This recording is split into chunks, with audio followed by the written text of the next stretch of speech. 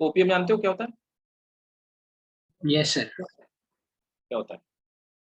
Sir Hindi में अफीम बोलते हैं, और वो ड्रग्स के काम आता है, और पहले इंडिया में कल्टीवेट हुआ करता था काफी ब्रिटिश के हाँ, टाइम। अभी भी अभी भी लोग कंज्यूम करते हैं। चाइना में ये बहुत बड़ी डिजीज थी। उसके बाद 1990s में चाइना ने पूरे चाइना में मतलब 1990 में चाइना में पूरा चाइना अफीम पीता था, ओपियम का एडिक्ट था।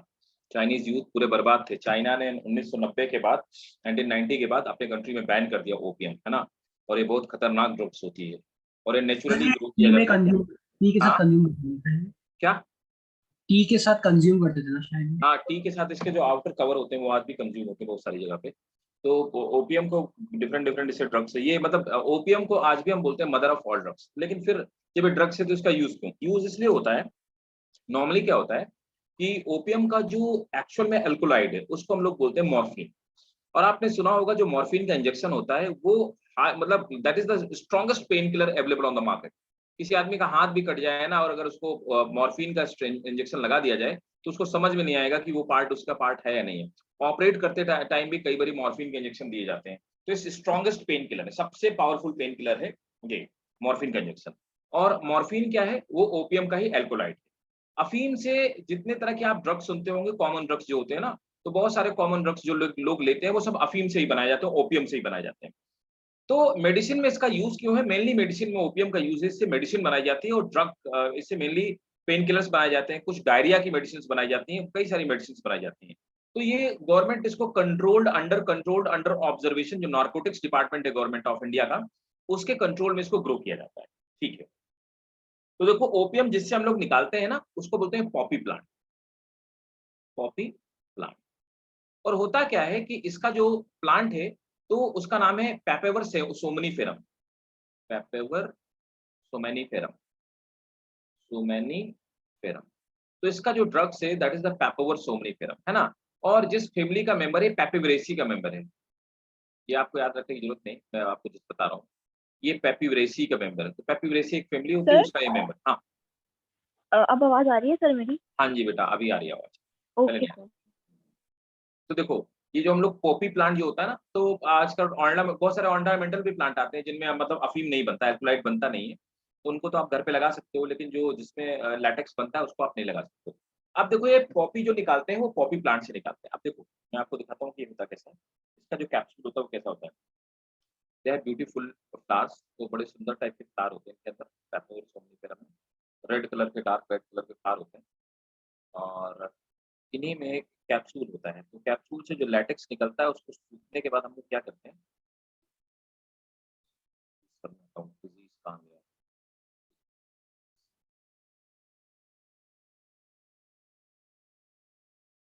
सर अभी तक आपने क्या बताया, एक बार रिपीट कर दीजिए। हाँ जी बेटा, बस एक मिनट दो मुझे, बस अभी देखो। मैंने ये बताया, देखो, पॉपी का मैं फ्लावर भी दिखाता हूँ आपको। ऐसा होता है पॉपी का फ्लावर। मैंने ये बताया कि हम लोग जो जितने भी ड्रग्स आज की डेट में बनते हैं, सब जैसे ओपीएम है, तो ओपीएम ये पॉपी का प्लांट होता है। इसमें डार्क रेड कलर के, पिंक कलर के, इस तरह के ब्यूटीफुल फ्लावर्स होते हैं। आपने देखा होगा बहुत सारे लोग घरों में भी इस तरह के फ्लावर लगाए रहते हैं। एक्चुअली वो पॉपी का ही प्लांट है, लेकिन वो ऑर्नामेंटल पार्ट है। एक्चुअली ये वाला जो पार्ट है ना, इसको हम लोग कैप्सूल बोलते हैं। इसी कैप्सूल से लोग क्या करते हैं कि इसको उगाया जाता है। Afghanistan is called drug corridor. तो वर्ल्ड में सबसे ज्यादा अफगानिस्तान में उगाया जाता था, लेकिन वो तालिबान के टाइम पे। अब उसके बाद यूएस फोर्सेस ने पूरी अफीम की खेती खत्म कर दी। तो आज की डेट में सबसे ज्यादा उगाया जाता है ये साउथ अमेरिका वाले पार्ट में। और उसमें भी मैक्सिको में सबसे ज्यादा उगाया जाता है। तो पूरे वर्ल्ड में जो ड्रग सप्लाई होता है आज की डेट में, वो मैक्सिकन बॉर्डर से सप्लाई होता है। और वहां पर जितने मैक्सिकन माफिया हैं, वो सब ड्रग्स को यूएसए में सप्लाई करने का काम करते हैं। और यूएसए और मैक्सिको के बीच में फ्री बॉर्डर है। वैसे हमारे लिए ये मेडिसिनल प्लांट है, तो इसमें ऐसे ऐसे इसमें चीरा लगा देते हैं ना, ऐसे ऐसे स्लिट काट देते हैं, जिससे लैटेक्स ऊज आउट होना स्टार्ट हो जाता है। फिर क्या होता है, आज शाम को हमने चीरा लगा दिया, लैटेक्स ऊज आउट होना स्टार्ट हो गया। सुबह क्या किया, एक स्टील की पत्ती होती है, उससे खुरच खुरच के ड्रग्स इकट्ठा किया जाता है। तो ऐसे अफीम को इकट्ठा किया जाता है। तो ये अफीम का जो ऊपर वाला पार्ट है, जो मैं आपको दिखा रहा था, कैप्सूल वाला पार्ट, इस कैप देखो मैं दिखाता हूँ लैटेक्स के साथ में। तो मैंने आपको बताया कि इससे चीरा लगा दिया जाता है। चीरा लगाने के बाद क्या हुआ, ऐसे ये देखो ये लेटेक्स निकला है। ये सूख करके सुबह तक क्या होता है, ब्राउन कलर का हो जाता है। और मॉर्निंग में जब ये ब्राउन कलर का हो जाता है तो इसको इकट्ठा कर लिया जाता है, यही अफीम है। उसके बाद ये जो इसका पार्ट रह जाता है, इसमें तो कुछ रह नहीं जाता। इसको लोग इंडिया में क्या करते हैं कि चाय के साथ में, मतलब गाँव में वो बहुत सारे जगह पे नशे के लिए लोग चाय के साथ में इसको चाय की पत्ती के साथ मिक्स कर देते हैं और मतलब बॉयल करके पीते हैं। ये है। ठीक है? चलो नोट करो। तो मैंने आपको बताया, नोट करेंगे। Opium is air dried, opium is opium is air dried milky latex obtained by milky latex obtained by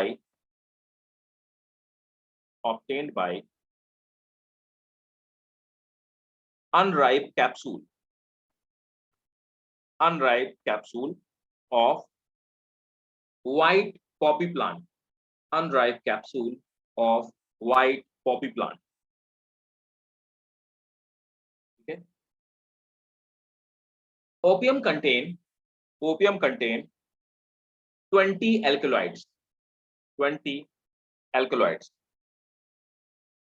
इसमें 20 अलग अलग तरह के एल्कोलॉइड्स पाए जाते हैं। Its main derivative are, its ऐसे मेनली क्या निकालते हैं, its main derivative are morphine and codeine. Codeine जानते हो? Its main derivative are morphine and codeine. Codeine सुना है किसी ने? हर्षित सुना है कोडीन? नहीं सर। किसी ने सुना? देखो, तुमने देखा होगा, आप में से जितने लोग दिल्ली के हैं, तो आपने देखा होगा जब तक मेडिकल स्टोर वाला आपको कितना भी वो पर्सनली जानता हो, मतलब अब घर का हो तो अलग बात है, कितना भी पर्सनली जानता हो, वो आज भी आपको बिना डॉक्टर प्रेस्क्रिप्शन के, तो जब तक किसी भी फिजिशियन का प्रेस्क्रिप्शन आपके पास नहीं होगा, वो भी रिसेंट प्रेस्क्रिप्शन नहीं होगा, तब तक वो आपको कोई भी कफ सिरप नहीं देगा। और जिसमें से कुछ कफ सिरप तो बिल्कुल नहीं देगा। वो कफ सिरप है जिनमें कोडीन पाया जाता है। जैसे कि पहले एक फेंसिडिल करके आती थी, है ना, और एक और आती थी फेंसिडिल, और मैं नाम भूल गया। तो ये 2-3 ऐसे हैं, उनमें से फेंसिडिल एक है, और ये आपको नहीं मिलेंगी मार्केट में, कोई नहीं देगा। ये अभी भी आती है, लेकिन आपको कोई देगा नहीं विदाउट प्रिस्क्रिप्शन के। रीजन ये है कि जितने भी मैक्सिमम, अच्छा, जितने भी कफ सिरप होती है उनमें लिखा होता है कि after having it you will feel drowsiness, hence do not drive और do not do any sensitive work, है ना। तो क्या होता है कि कफ सिरप में कोडीन मिला होता है। ये मेडिसिन की तरह काम करता है, बहुत माइल्ड अमाउंट में होता है, लेकिन ये क्या करता है, ड्राउजीनेस बंदे के अंदर ले आता है, क्योंकि कोडीन उसमें मिला होता है। तो कोडीन से हम लोग ये सब चीजें बनाते हैं। जो आपका ये होता है, भांग होता है, गांजा होता है, उसमें भी कोडीन काफी हद तक पाया जाता है, अल्कोलाइड, है ना। तो ड्राउजीनेस क्रिएट करता है। तो ये हो गया कोडीन। ठीक है, नोट करो। नेक्स्ट, पहला morphine. Morphine is most valuable morphine is most valuable analgesic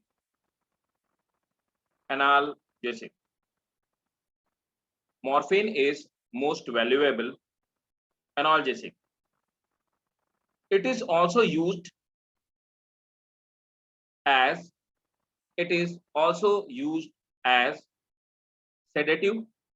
It is also used as sedative and an anxiolytic and as anxiolytic, मतलब एनेक्सिटी खत्म करने वाला, anxiolytic agent.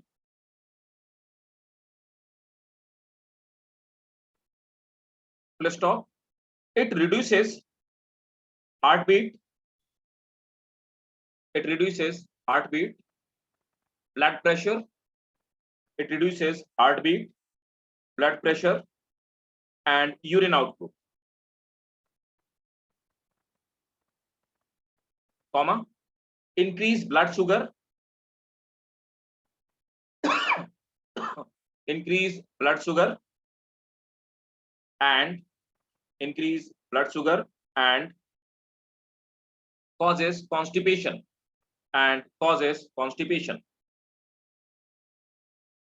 Next, codeine may be obtained from, reduces urine outflow बोल रहे हैं आप? क्या reduces urine output, comma, increases blood sugar and causes constipation. Okay. Next, codeine may be obtained from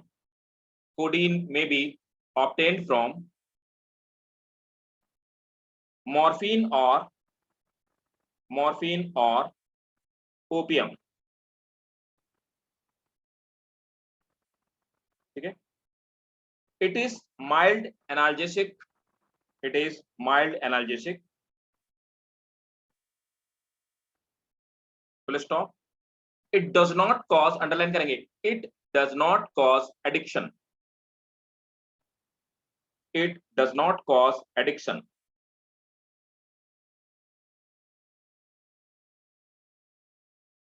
ठीक है। Next, heroin, heroin. Sir sir एक बार आप ये डिफाइन कर देंगे अल्कलॉइड? क्या अल्कलॉइड क्या होते हैं ना, they are a type of drugs, है ना। मतलब ये एक ऐसा, they are the chemicals which like induces और we can say they stimulate our nervous system, ऐसे इनको अल्कलॉइड्स कहते हैं। सर तो इसमें और ड्रग्स में क्या डिफरेंस है?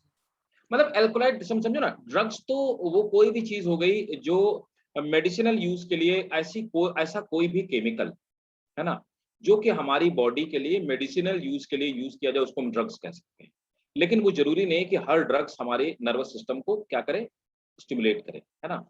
लेकिन एल्कोलाइड्स मेनली क्या होते हैं, ये वो केमिकल्स हैं जो नेचुरली निकाले जाते हैं, है ना। ये एल्कोलाइड एक तरह का केमिकल कॉम्पोजिशन हो गया, और ये क्या करते हैं, हमारे ड्रग, ये हमारे नर्वस सिस्टम को भी क्या करते हैं, ब्रेन वाले पार्ट को हमारे क्या करते हैं, स्टिमुलेट करने का, और साथ में इनमें मेडिसिनल वैल्यू भी पाई जाती है, ऐसा समझे। यस। तो ड्रग्स का जो केमिकल है, किसी भी ड्रग्स का जो केमिकल, वो क्या होते हैं, वो एल्कोलाइड्स। नोट करो, heroin, heroin, heroin is a white or brown crystalline, heroin is a white or brown crystalline semi-synthetic compound, semi-synthetic compound prepared from morphine, semi-synthetic compound prepared from morphine by acetylation, acetylation, by acetylation, by acetylation, full stop. It is most dangerous opioid, it is most dangerous opioid, underline करोगे। It is 200 times, it is 200 times stronger than opium, it is 200 times stronger than opium. Next, smack। अब देखो, morphine भी इसी से बनता है, codeine भी इसी से बनता है, हेरोइन भी इसी से बनता है। नेक्स्ट आते हैं smack. It is crude by product of, it is crude by product of heroin. इससे सस्ता होता है स्मैक जो होता है, तो नॉर्मली लोग स्मैक ही लेते हैं, है ना, क्योंकि स्मैक सस्ता होता है। इसको गरीब लोगों का हेरोइन कहते हैं, है ना। हेरोइन लेते हैं जो थोड़ा सा मतलब ज्यादा हाई क्लास लोग होते हैं, वो लोग हेरोइन लेते हैं, और जो लोग ज्यादा वैसे होते हैं, गरीब टाइप के होते हैं नशे के लिए, वो लोग स्मैक लेते हैं। देखा होगा आपने, दिल्ली में तो बहुत पॉपुलर है। It is crude by product of heroin synthesis, heroin synthesis, and commonly called brown sugar, commonly called brown sugar, इसी को हम लोग ब्राउन शुगर कहते हैं। being cheap, it is considered, being cheap, it is considered poor man's heroin, being cheap, it is considered poor man's heroin, ठीक है। तो heroin हो गया, स्मैक हो गया, है ना, ये ओपियम, सब ओपियम से निकालते हैं। मॉर्फिन हो गया, कोडीन हो गया, हेरोइन हो गया, स्मैक हो गया, इसको ब्राउन शुगर भी कहते हैं, सब अफीम से निकाले जाते हैं। मैंने आपको थोड़ी देर पहले ही कहा था कि अफीम क्या है, opium is mother of drugs, है ना। चलो अब नेक्स्ट आते हैं।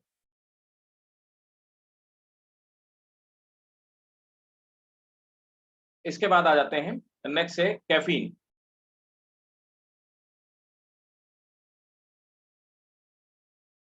Caffeine is mild stimulant. Caffeine is mild stimulant. It is 1,3,7 trimethylxanthine. Trimethylxanthine. ये इसका केमिकल कॉम्पोजिशन होता है. It is obtained from tea plant. मतलब क्या हुआ, क्या बोलते हैं biologically, tea plant, that is Thea sinensis,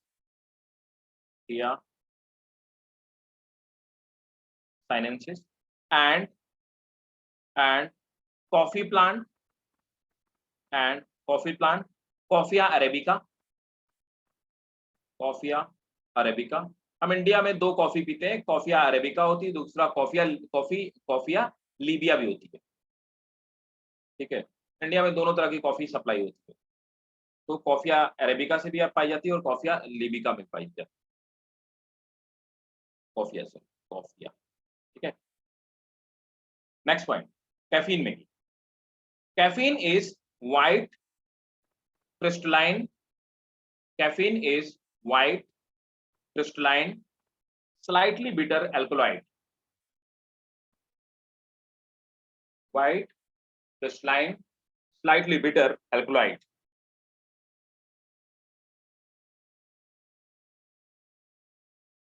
It is commonly used in beverages and chocolate.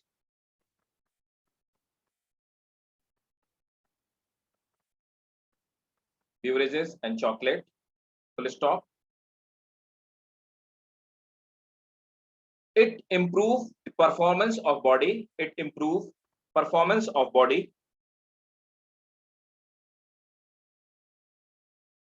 And increases the metabolic rate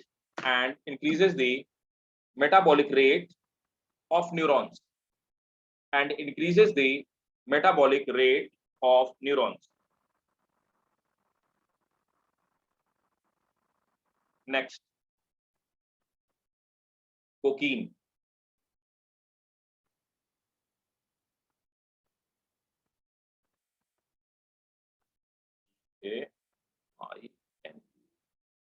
तो कोकीन जो होता है इसको कोका एल्कलॉइड भी बोला जाता है. क्या बोलते हैं? Coca alkaloid. It is called coca alkaloid. और यह है क्या? Benzoyl methyl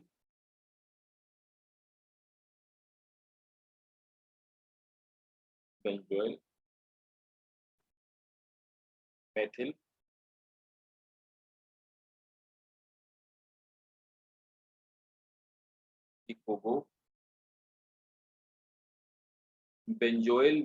ecgonine. ठीक है, ये इसका, और इसको निकालते हैं कहाँ से? इसको जिस प्लांट से निकालते हैं, जिस प्लांट से कोकीन निकालते हैं, प्लांट का नाम है एरिथ्रोजाइलम कोका. नाम एरिथ्रोजाइलम कोका. जिस प्लांट से निकाला जाता है उसको एरिथ्रोजाइलम कोका कहा जाता है. सर इससे पहले सारे के सारे ओपीएम से एक्सट्रैक्ट कर रहे हैं ना? क्या? सर इससे पहले वाले सारे के सारे ओपीएम से एक्सट्रैक्ट हुए. हाँ, इसको छोड़ करके, ये कैफीन को छोड़ करके, है ना. कैफीन तो हम लोग निकालते हैं कॉफी से, टी से, है ना. और कोकीन को निकालते हैं एरिथ्रोजाइलम कोका से, है ना. नोट करेंगे, cocaine is white crystalline. bitter powder. White crystalline bitter powder. Next point, it is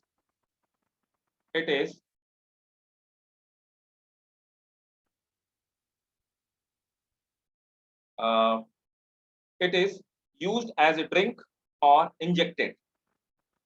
It is used as a drink, injected or sniffed. नाक से भी ली जाती है. इट इज यूज्ड, वो जो इंजेक्शन लगाते रहते हैं लोग ना, उसी को होते, कोकीन को होते। It is used as, it is used as a drink, comma, injected or sniffed. Next point. It stimulates central nervous system, CNS. It stimulates central nervous system, मतलब सीधे ब्रेन पे अटैक करता है। It stimulates central nervous system. Full stop. It increases mental alertness and physical strength. It increases mental alertness and physical strength. Next point. It causes lack in sleep, आदमी को नींद नहीं आएगी। It causes lack in sleep and loss of appetite. आदमी को नींद नहीं आएगी और भूख नहीं लगेगी। It causes lack in sleep and loss of appetite.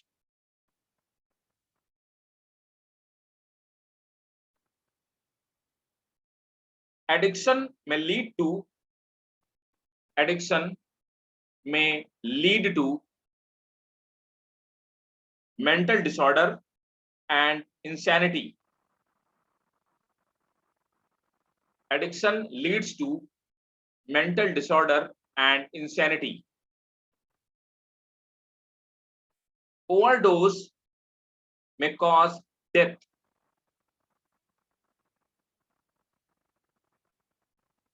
Overdose may cause death. Crack.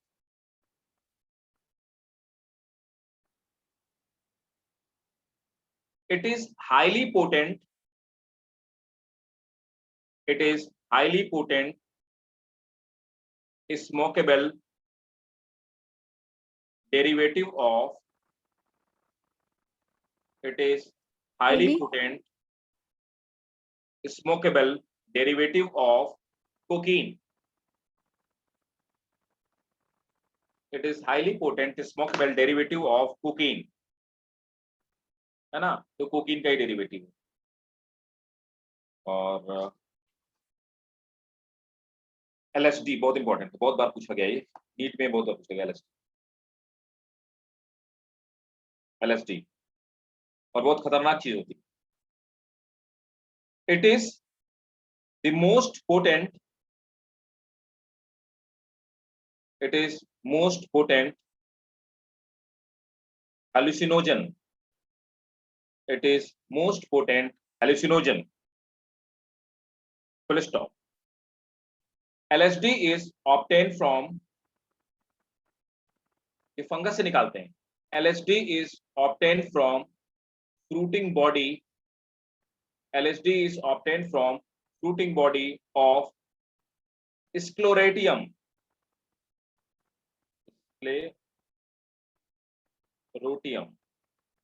Sclerotium of ergot fungus. Of ergot fungus. यही पूछा जाता है किससे निकालते हैं। LSD is obtained from fruiting body Sclerotium of ergot fungus. ठीक है। Next point. It is smoked by addicted people. It is smoked by addicted people. It causes nightmare and floating sensation. It causes nightmare and floating sensation.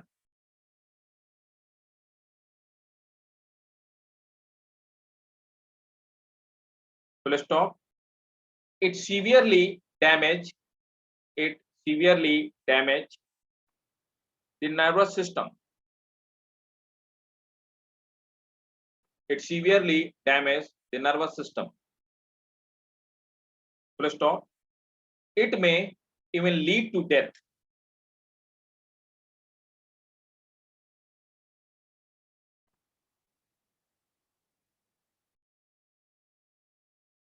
Medical use, है ना। It induce contraction of uterine muscles, it induce contraction of uterine muscles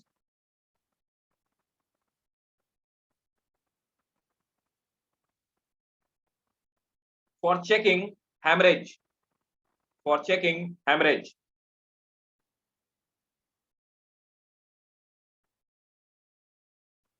LSD हो गया।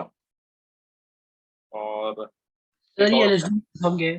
हाँ, full form से LSD. LSD का यार full form तो कुछ दिया नहीं है, मैंने कहीं पढ़ा भी नहीं है फुल फॉर्म क्या होता है, पता नहीं क्या होता है। ऐसा कोई केमिकल नहीं है इसका फुल फॉर्म, पता नहीं क्या कहते हैं।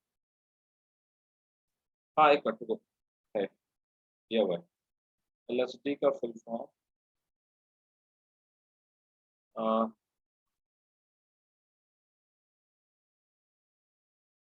लाइसर्जिक एसिड डाइमेथाइल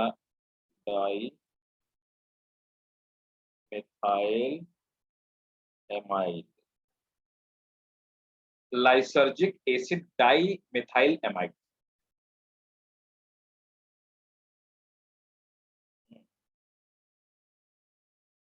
और हाँ एक और लिख लो, MDMA, ये बहुत खतरनाक चीज है और बहुत फ्रिक्वेंटली यूज होने वाला ड्रग्स है। देखो LSD तो नॉर्मली अवेलेबल नहीं होता है ना मार्केट में, लेकिन MDMA वगैरह अवेलेबल होता है। ठीक है, नोट करेंगे MDMA, इसका भी फुल फॉर्म लिख लो, methylene dioxy, methylene, methylene dioxy के साथ, मिथाइलिन डाइऑक्सी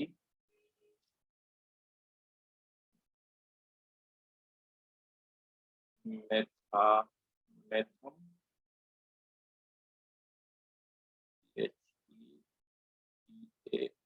HEAMIME मेथाफ्टामाइन, अच्छा मेथहेप्टामाइन, ठीक है, मेथिलीन डाइऑक्सी मेथहेप्टामाइन, ये इसका फुल फॉर्म है MDMA। MDMA has CNS excitement and hallucinogenic. MDMA has CNS excitement and hallucinogenic property. Sir है के बाद वेट बोल रहे मैं हैं। लिख देता हूँ hallucinogenic,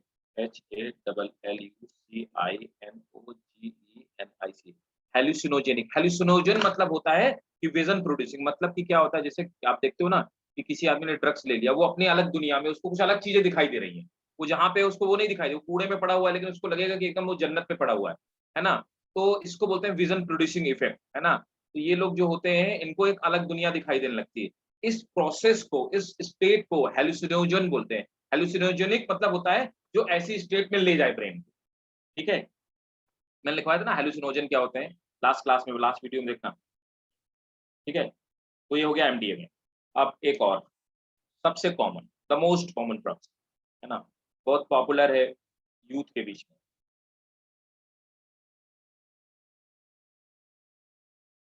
कैनाबिनॉइड्स, है ना।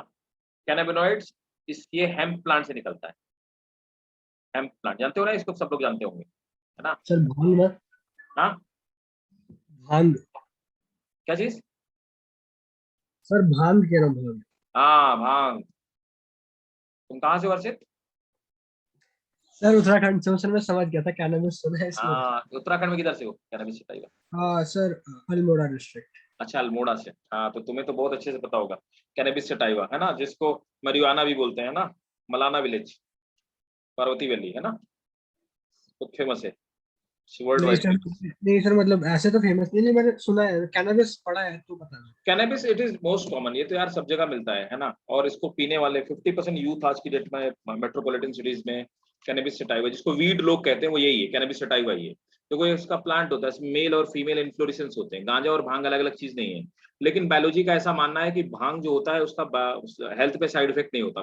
मतलब ये तो आई डोंट नो, ठीक है, बट मैं वो बता रहा हूँ जो बायोलॉजिकली फैक्ट लिखा हुआ है, ये तो मुझे नहीं पता है। लेकिन गांजे का सेंट्रल नर्वस सिस्टम में इफेक्ट होता है ना। निकाला इसको जाता है, नोट करेंगे। सर ये तो होली में पॉपुलर होता है भांग वर्ड स्पेशली। वो हेल्थ के लिए बायोलॉजिकली इम्पैक्ट नहीं डालता, लेकिन गांजा वो हार्मफुल है। 4 ड्रग्स नेमली भांग, गांजा, चरस एंड marijuana, सब सुना होगा। 4 ड्रग्स मेनली भांग, ये तो लीव्स होती हैं। गांजा ये इन्फ्लोरेसेंस होता है। भांग, गांजा, चरस ये लैटेक्स है ना। एंड marijuana ये भी लैटेक्स है, marijuana। कुछ लोग marijuana कहते हैं, कुछ लोग marijuana कहते हैं, marijuana, है ना। This is famous. तो ये सबसे पॉपुलर ड्रग्स है, सबसे सस्ते सस्ते होते हैं इसलिए पॉपुलर है। भांग, गांजा, चरस and marijuana। They are obtained from dried leaf. They are obtained from dried leaves and flower of cannabis indica. Cannabis indica obtained from dried leaves of cannabis indica and cannabis sativa and cannabis sativa। तो ये 2 plant है, cannabis indica और cannabis sativa, जिससे इसको निकाला जाता है।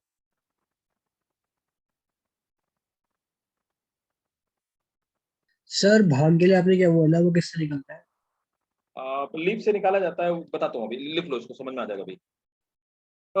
ये करता क्या है, इट डायलेट, इम्पैक्ट लिखो, इट डायलेट प्यूपिल, आंखों को के जो प्यूपिल उसको एनलार्ज कर देता है। It dilate प्यूपिल, rise the blood sugar, rise the blood sugar and increase frequency of urination and increase frequency of urination,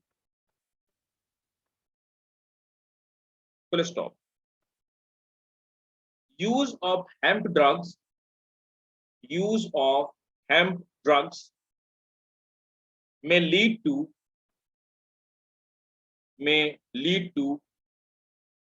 euphoria। euphoria तो जानते हो ना, lead to euphoria and hallucinogen and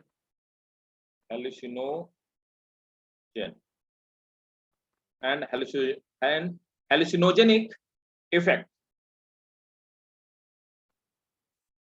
Next, bhang is obtained in India.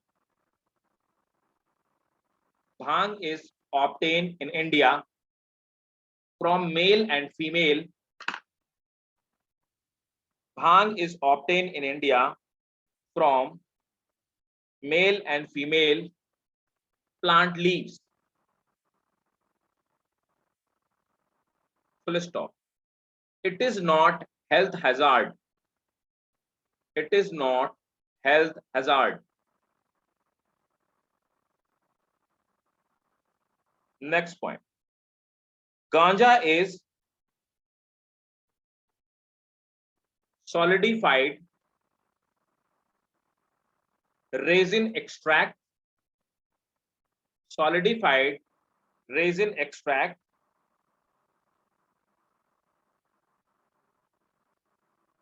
obtained from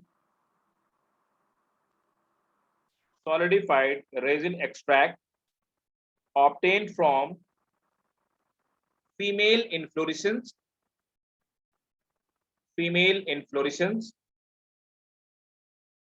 and stem, full stop। It is smoked in cigarette, it is smoked in cigarette। Next point, charas is pure resin, charas is pure resin obtained from female flowers, obtained from female flowers of cannabis sativa.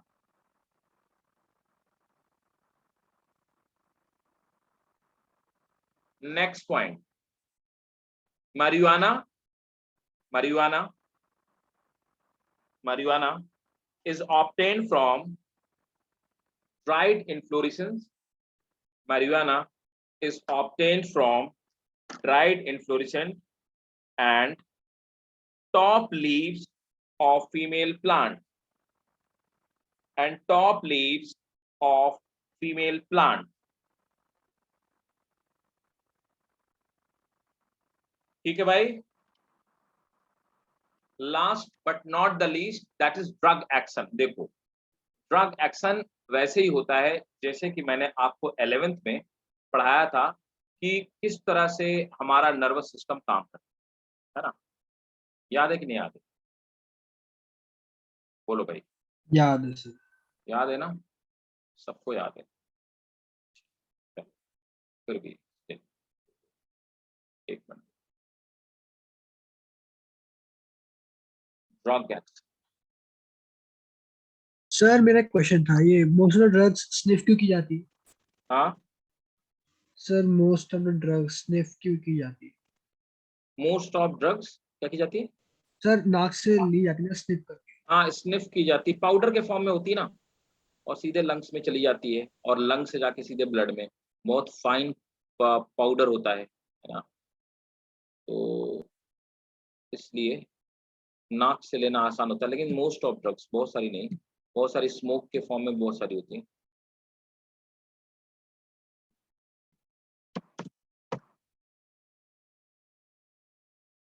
ठीक है, तो drug action कैसे होता है ये भाई साहब मैं आपको दिखाता हूँ. ड्रग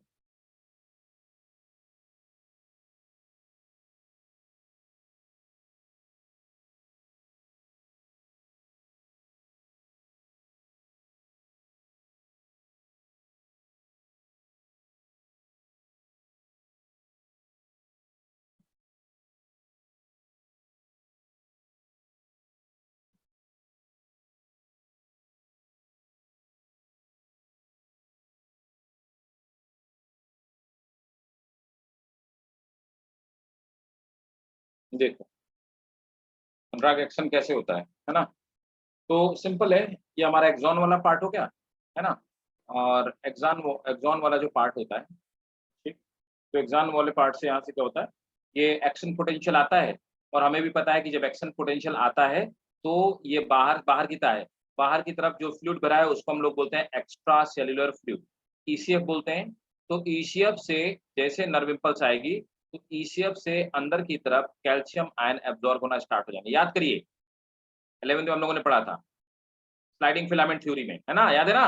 तो जैसे ही यहाँ पे कैल्शियम एब्जॉर्ब होगा, वैसे इस तरह से जो वेसाइकिल होंगे, ये वेसाइकिल नीचे की तरफ मूव करना शुरू करेंगे. वेसाइकिल के अंदर क्या भरा है, सब भूल गए, न्यूरोट्रांसमीटर. याद आया? न्यूरोट्रांसमीटर कौन सा होता है? एग्जांपल के तौर पे एसिटिल कोलाइन. याद आया? Yes sir. Yes sir. भूल गए हो तुम लोग. Acetyl Colin.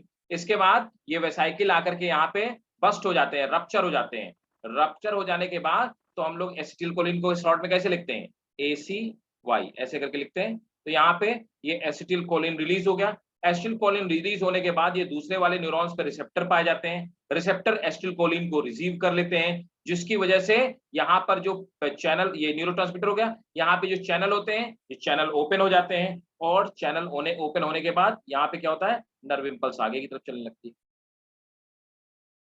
ऐसे ड्रग्स काम करते हैं, है ना। इस तरह से ड्रग्स हमारे नर्वस सिस्टम को इग्नाइट करते हैं, नोट करते हैं, ठीक है ना। तो ये चैप्टर हमारा पूरा कंप्लीट। बताओ भाई, किसी को कोई डाउट बोलिए, एनी डाउट? बोलो भाई, किसी को कहीं पे पूरे चैप्टर में कोई डाउट हो बताओ।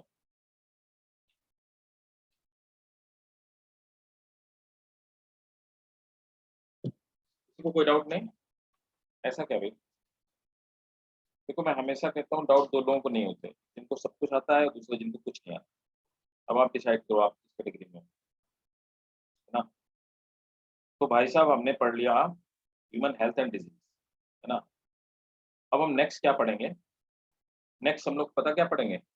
सबसे इंपॉर्टेंट पार्ट बायोलॉजी का, बायोटेक। बायोटेक खत्म करेंगे, राइट। और बायोटेक के बाद फिर देखेंगे क्या करना है आगे। तो यहाँ तक किसी को कोई डाउट नहीं? अलीना, अर्शित, इल्मा, इंशिया, मरियम, शरीन, चलो चलो। तो नेक्स्ट हेडिंग डालिए बायोटेक्नोलॉजी।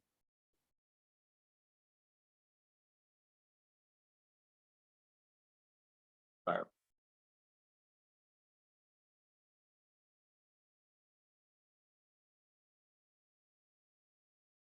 तो ये जस्ट इंट्रोडक्शन है अभी बायोटेक्नोलॉजी।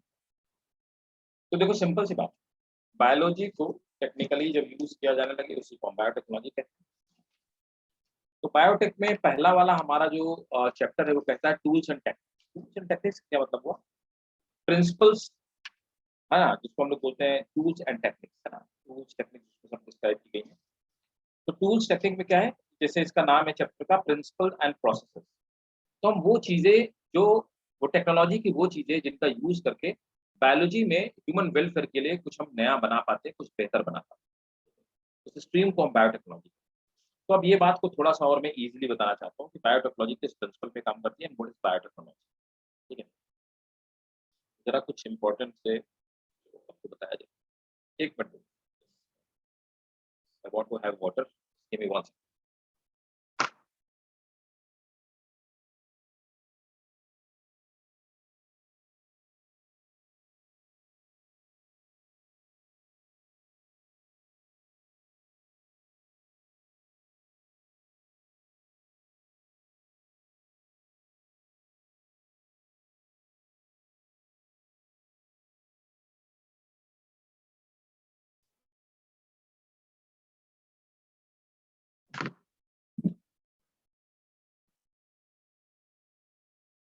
तो देखो जैसे बायोटेक है क्या चीज, बायोटेक का यूज क्या है ना। कोई बता सकता है कि what is biotechnology? Anyone of you, what is use of biotechnology?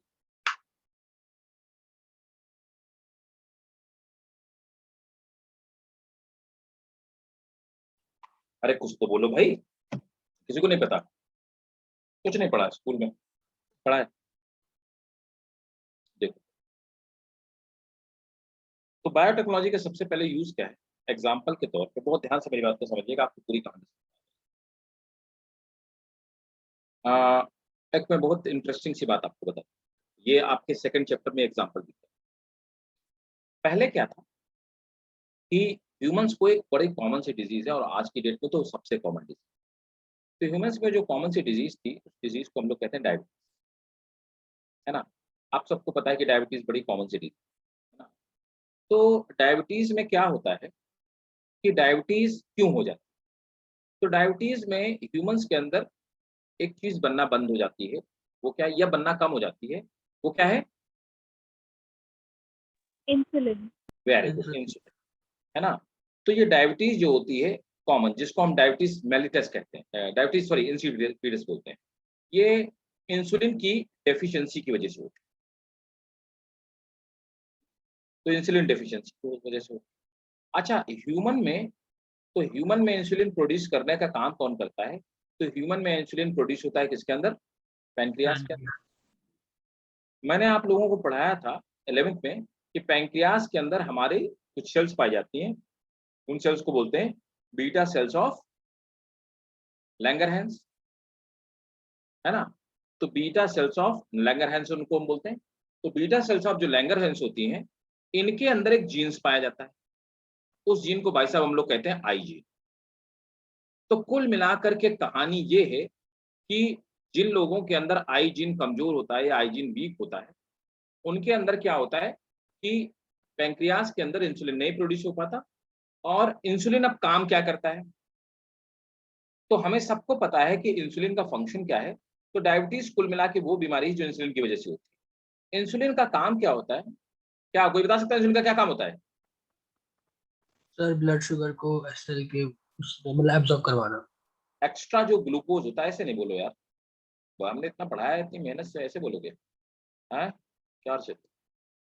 Extra glucose revision करो भैया, 11th वाला, वो नीट के पहले आपको आना चाहिए, है ना? तो देखो, वो क्या करता है, एक्स्ट्रा ग्लूकोज को ब्लड से रिमूव कर देता है, वरना वो हमारे यूरिन के बाहर निकलने लगेगा।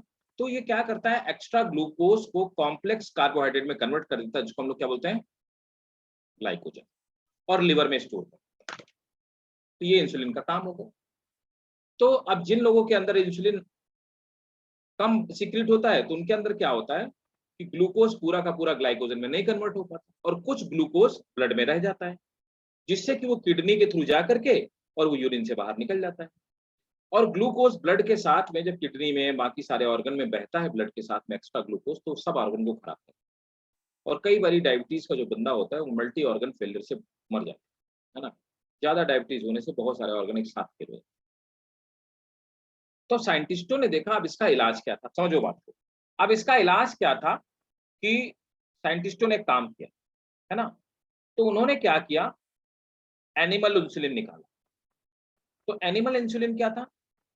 जिन जानवरों को स्लॉटर किया जाता था, है ना, स्लॉटर्ड एनिमल से, तो उन स्लॉटर्ड एनिमल से ये एनिमल इंसुलिन निकाला गया, और इस एनिमल इंसुलिन को इंजेक्ट कर दिया गया किसके अंदर, ह्यूमन के। ठीक है, just wait, give me one. हाँ बोलो।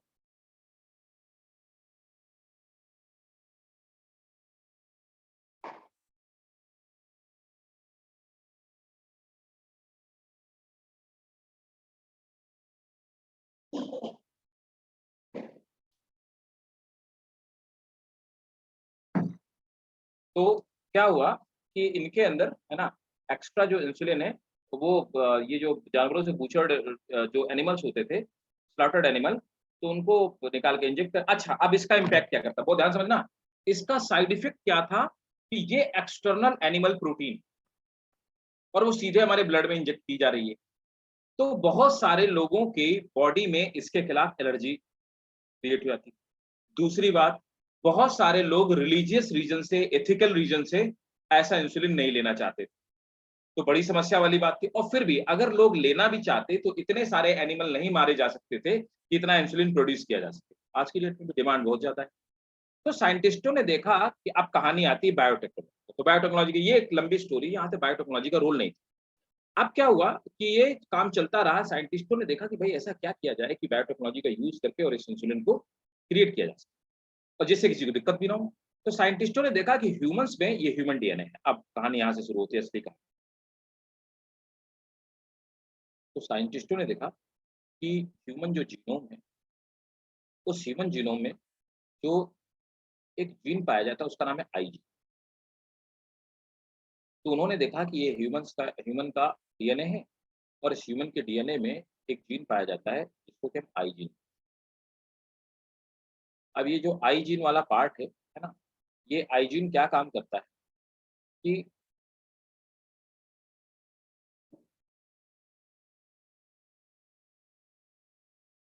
आई जीन क्या काम करता है कि इस जीन्स को कट कर देता है ना, जीन को कट करने, सॉरी, आई जीन क्या करता है, इंसुलिन प्रोड्यूस करता है। अब क्या किया गया, आई जीन को कट कर लिया गया यहाँ से। क्या जरूरत थी भाई आई जीन को काटने की? तो आइजीन को कट करने के लिए यहाँ पर एक हार्मोन यूज किया। कोई बता सकता है कौन सा एंजाइम यूज करते हैं जीन्स को कट कर, डीएनए को कट करने के लिए? एंडोन्यूक्लियस। Very good. हेलिकेज। हाँ, हेलिकेज भी है, उनमें से एक एंजाइम है, राइट। हेलिकेज भी एक तरह का एंडोन्यूक्लियस है। तो अभी जान लो, आगे बाकी डिटेल में हम लोग पढ़ेंगे। तो एक हम लोग एंजाइम यूज करते हैं, उसका नाम है एंडोन्यूक्लियसेस। तो एंडोन्यूक्लियसेस वो एंजाइम के टाइप हैं, एंडोन्यूक्लियसेस। तो एंडोन्यूक्लियसेस वो एंजाइम है जो जीन को कट करने का काम करते हैं। चलो भाई, हमने जीन कट तो कर दिया। अब हमने क्या किया? अब हमने इस जीन को कट करके एक बैक्टीरिया लिया। अभी कहानी को शॉर्ट में बताता हूँ, बाकी फिर डिटेल में जब यह है सेकंड वाले चैप्टर में आएगा। तो हमने एक बैक्टीरिया को लिया। तो इस बैक्टीरिया के अंदर भी हमने देखा कि दो तरह के डीएनए पाए जाते हैं। एक तो बैक्टीरिया का भाई साहब खुद का डीएनए, वो बैक्टीरिया का जो खुद का जीनोम है। तो ये हो गया हमारा bacterial genome, this is bacterial genome. Bacteria के अंदर इस जीनोम के अलावा एक एक्स्ट्रा डीएनए भी पाया जाता है ना। तो बैक्टीरिया के अंदर एक एक्स्ट्रा शॉर्ट डीएनए पाया जाता है जो सर्कुलर है। क्या बोलते हैं इसको? प्लाज्मिड। वेरी गुड, प्लाज्मिड कहते हैं। हमने क्या किया कि इस प्लाज्मिड को बाहर निकाला और हमने इस प्लाज्मिड को भी इसी एंडोन्यूक्लियस से कट कर दिया। प्लाज्मिड को कट कर दिया। प्लाज्मिड को कट करने के बाद अब हमने क्या किया, इंसान का जो आई जीन था उस आई जीन को यहाँ पे ऐड कर दिया। तो प्लाज्मिड के डीएनए में कट मारा और आई जीन को इसको, और हमने क्या किया, इसको इस बैक्टीरिया के अंदर इंजेक्ट कर दिया। ठीक है। अब हमने क्या किया, इस बैक्टीरिया के अंदर इसको, इस प्लाज्मिड को इंजेक्ट कर दिया। ये जो फॉरेन जीन हमने इंजेक्ट कर दिया, अब इस बैक्टीरिया के अंदर एक प्रॉपर्टी आ गई, ये ट्रांसफॉर्म हो गया, इसमें चेंजेस आ गए। अब ये बैक्टीरिया क्या प्रोड्यूस करने लगा? Insulin production. तो बैक्टीरिया ने इंसुलिन प्रोडक्शन करना स्टार्ट किया ना। तो जब बैक्टीरिया ने इंसुलिन प्रोडक्शन स्टार्ट कर दिया, तो अब हमने बहुत सारा इंसुलिन बनाया, इंजेक्शन में भर दिया, किसी को कोई दिक्कत नहीं, क्योंकि तो bacterial insulin. And nowadays we are using this insulin.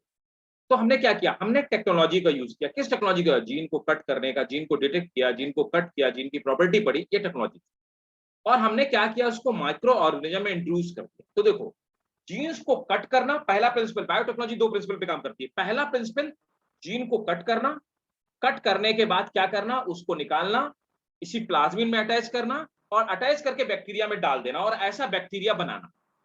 ये पहला प्रिंसिपल, जिसको कि हम बायोटेक्नोलॉजी का टूल्स कहते हैं, या बायोटेक्नोलॉजी इसको हम लोग बोलते हैं, बायोटेक्नोलॉजी का पहला प्रिंसिपल। सेकंड प्रिंसिपल क्या है, इस बैक्टीरिया को किसी virus free, bacteria free, germ free medium में ग्रो करना और ग्रो करके इससे क्या करना, इंसुलिन निकाल लेना।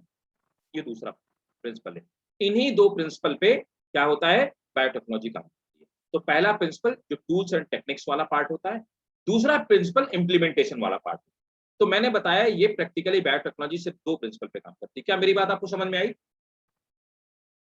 यस सर ये प्लाज्मिड वाला एक बार और बता दीजिए। प्लाज्मिड क्या होता है बेटा? बैक्टीरिया को याद करो कि हम लोगों ने पढ़ा हुआ था कि जो प्रोटिस्टा होता है, तो प्रोटिस्टा में एक तो पाया जाता है उसका जीनोम, मतलब बैक्टीरिया को खुद का डीएनए, और बाकी बैक्टीरिया के अंदर एक छोटा सा पार्ट डीएनए का, ये प्लाज्मिड जो होता है।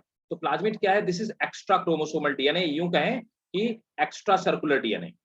तो एक्स्ट्रा सर्कुलर डीएनए ये करता क्या है, एक्चुअली बैक्टीरिया को एंटीबायोटिक मेडिसिन वगैरह से बचाने का था, है ना। तो यहां से हमने इसको निकाल लिया। तो हमने क्या किया, किसी बैक्टीरिया से प्लाज्मिड को निकाल लिया। प्लाज्मिड बैक्टीरिया का एक्स्ट्रा डीएनए है जो बैक्टीरिया को एक अलग से कोई फीचर देता है, और उसको कट करके हमने क्या किया कि इसमें आई जीन जोड़ दिया।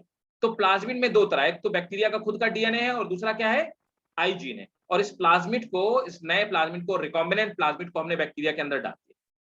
समझ आया? Yes sir. इसको हम लोग और डिटेल में अभी इनसे पढ़ेंगे, और डिटेल में हम लोग पढ़ेंगे जब अभी पढ़ेंगे ना, है ना। तो नोट कर लो, फिर नोट करो बायोटेक्नोलॉजी। सर, मतलब हम एट दी एंड क्या कहते हैं, बैक्टीरिया से इंसुलिन एक्सट्रैक्ट करके ह्यूमंस में डालते हैं। राइट, वही हम लोग करते हैं आजकल, ऐसे इंसुलिन बनाया जाता है। और ये सिर्फ पॉसिबल हो पाया बायोटेक्नोलॉजी की वजह से। और सर, जो पहली वाली चीज थी जैसे स्लॉटर करके, वो सोशली एक्सेप्ट नहीं है। सोशली भी एक्सेप्टेबल नहीं है। पिग से निकालते थे, हाँ समझे ना, बुफेलो से, काऊ से निकालते थे, बताओ कौन लेगा, है ना। तो दो तरह के लोग हो गए। एक तो जो मतलब लाइक जो एथीस्ट है वो तो ले लेंगे, है ना, लेकिन उनके लेने से भी काम थोड़ा नहीं चलने वाला, वो तो एक्स्ट्रा प्रोटीन एलर्जी किसी किसी के अंदर क्रिएट हो जाएगी। बाकी जो लोग थीस्ट है ना, they won't take any more, any at any cost. है ना, नहीं लेंगे। तो बहुत सारे, तो दो तरह के हो ना, सोशियो, है ना, एक तो सोशल इश्यू हो गया, और दूसरा क्या हो गया, बायोलॉजिकल इश्यू भी तो हो गया, एलर्जी कॉज करता है एक्सटर्नल प्रोटीन, दोनों ही region. Sir but the end हमने वापस एक ऑर्गेनिज्म से ही यही एक्सट्रैक्ट करी, तो क्या डिफरेंस क्या, कहाँ है? But end of the day, sir हमने क्या कहते हैं, दूसरे मतलब काउ ना लेके कोई और दूसरे ऑर्गेनिज्म से ही क्या कहते हैं एक्सट्रैक्ट की सेम चीज, तो ये बैक्टीरिया, लोगों। ना ना देखो, बैक्टीरिया तो क्या होता है, बैक्टीरिया माइक्रो ऑर्गेनिज्म, वो तो कर्ड में, वो तो हर जगह यूज होता है, और वो इनविजिबल है, ये भी चाहिए देखो, तो वो किसी के लिए एथिकल इशू है ही नहीं है ना। बैक्टीरिया तो हर जगह है, हमारे मुंह में है, हमारे मतलब दे आर एवरीवेयर, हमारे मुंह में, हमारी स्किन में, चारों तरफ है। नोट करिए, the branch of science,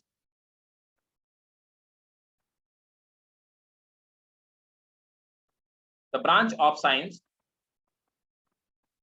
named as recombinant DNA technology, the branch of science named as recombinant DNA technology, comma, genetic engineering and DNA manipulation,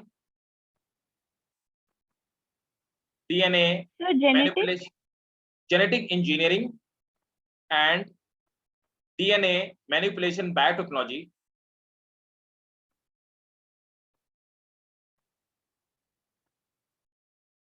is collectively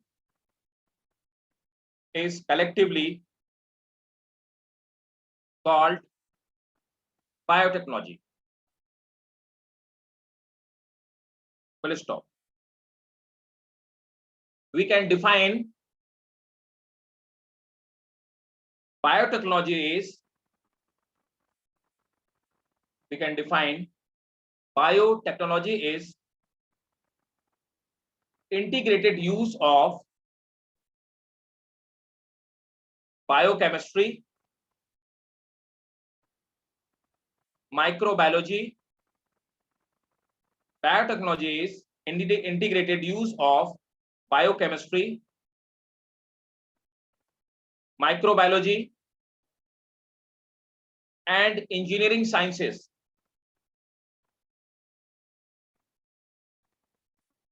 in order to achieve technological application of capabilities,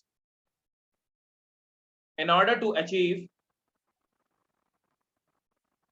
technological application of capabilities, technological application of capabilities of microorganism,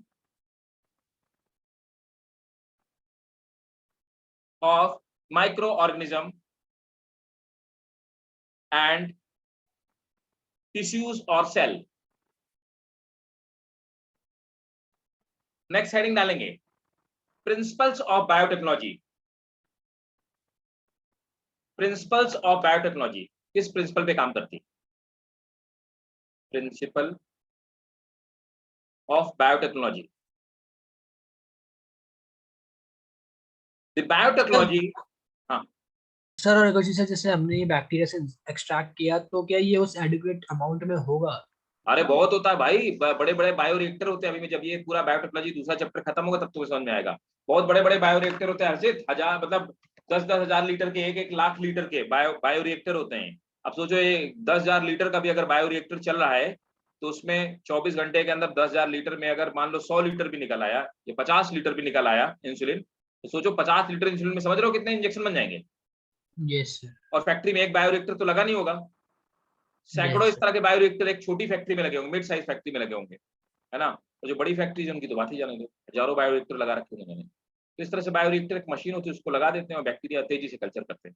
अब bio reactor हम लोग पढ़ेंगे तो समझ में आ जाएगा, उसको down stream processing बोलते हैं, जो तुमने पूछा तो नोट करेंगे।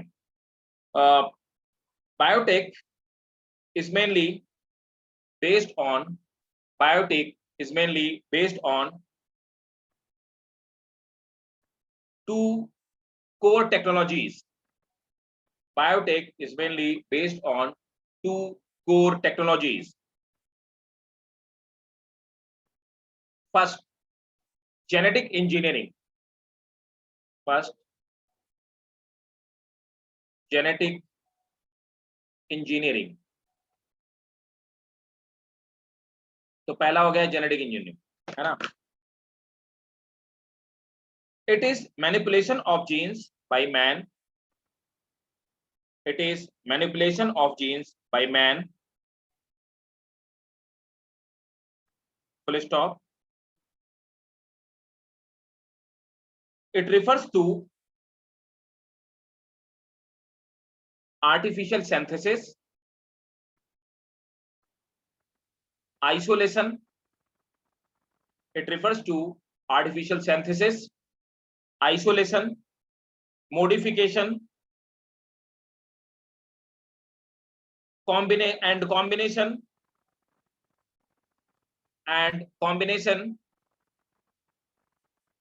of genetic material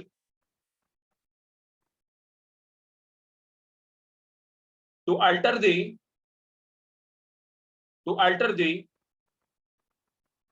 phenotype of organism, to alter the phenotype of organism suits to human need. Organism. Organism to suits to human need. Second principle, biochemical engineering. Biochemical engineering.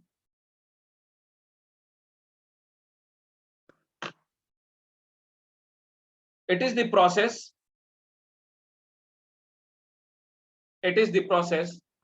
that help the growth of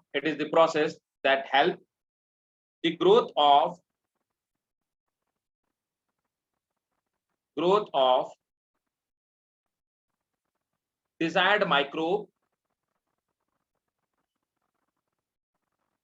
in large quantities.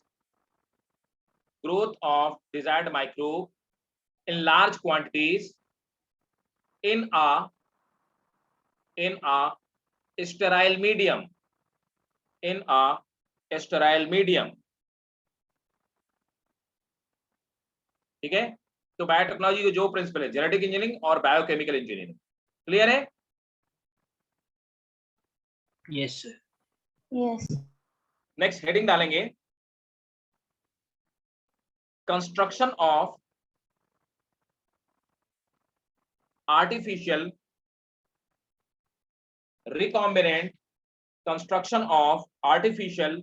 recombinant DNA molecule. Construction of artificial recombinant DNA molecule. ठीक है. Next class से हम लोग यहीं से start करेंगे, है ना. तो ये जस्ट बायोटेक्नोलॉजी का एक इंट्रोडक्शन था, है ना. अब मेनली कहानी यहीं से शुरू होती है, रिकॉम्बिनेंट टेक्नोलॉजी से, और ये बहुत इंपॉर्टेंट है, और ये मतलब आपके बोर्ड के लिए भी उतनी इंपॉर्टेंट है जितना कि नीट से इंपॉर्टेंट. ठीक है. तो यहाँ तक सबको समझ में आ गया? समझ आ रहा है सबको भाई? Yes, sir. Yes sir. समझ आ रहा है श्रीन? Yes, sir. Yes. ठीक है, ग्रेट. मरियम? Yes, sir. ठीक है. कुछ लोगों की आवाजें कम आती. अलीना? Yes, sir. अच्छा, तुम्हारी क्लास में आवाज ज्यादा आती थी, यहाँ पे आवाज कम आती, क्या बात है? घर पे ज्यादा मतलब प्रेशर में हो क्या? क्यों Alina? No, sir. No, sir. मुझे लगा घर में ज्यादा प्रेशर तो नहीं है. देखो हर्षित की आवाज ज्यादा आती है, इसको प्रेशर नहीं लगता घर में. क्यों हर्षित? है? Yes sir. सर कोई प्रश्न नहीं. ठीक है. इल्मा, ऑल क्लियर?